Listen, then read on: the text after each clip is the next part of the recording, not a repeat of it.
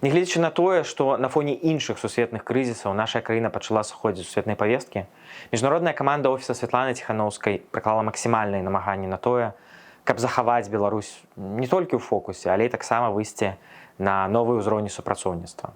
У 23-м годзе Святлана Ціханаўская мела 48 афіцыйных візітаў. У тым ліку ўпершыню наведала адну з краін СНД Малдову. Упершыню сустрэлася з прэм'ер-міністрам Арменіі Пашынянам, з прэм'ер-міністркай Італіі Джорджай Мелоні і агулам мела 250 сустрэчаў на высокім узроўні, у тым ліку з прэзідэнтам США Байденам і канцлерам Нямецчыны Олафам Шольцам. Таксама відавочна палепшыліся стасункі з афіцыйным Кіевам, і сцвярджэнне, што без свабоднай Беларусі не можа быць бяспечнай Украіны, становіцца ўсё больш зразумелым. У гэтым годзе перад абранай беларускай прэзідэнткай адкрыліся некалькі новых дзвярэй. Напрыклад, на сусветны эканамічны форум у Давосе альбо на веб-саміт у Лісабоне.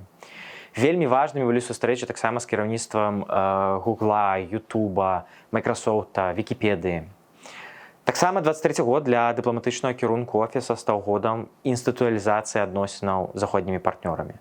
Былі запущены стратэгічны дыалог з ЗША і кансультатыўная група з еўрапейскім звязам. Быў створаны альянс парламенцкіх груп за дэмакратычную Беларусь.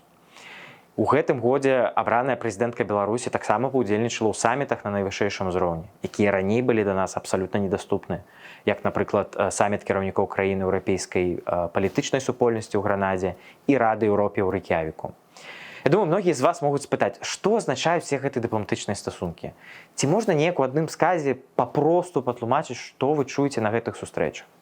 Ведаеце, я прысутнічаю на гэтых сустрэчах, і часцей за ўсё нашы заходнія партнёры кажуць: спадарня прэзідэнтка, спадарня Ціханаўская, мы будзем працягваць падтрымліваць вас і ваш народ.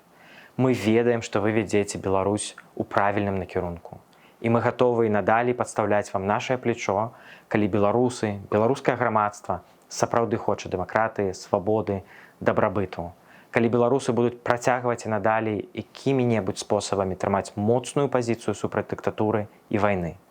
Мы, гэтак жа, як і беларусы, хочам, каб як мага хутчэй выйшлі все палітвязні, спыніліся рэпрэсіі. Вы нарэшце правялі свабодныя, справядлівыя выбары і жылі гэтак жа нармальна, як і іншыя еўрапейскія нацыі.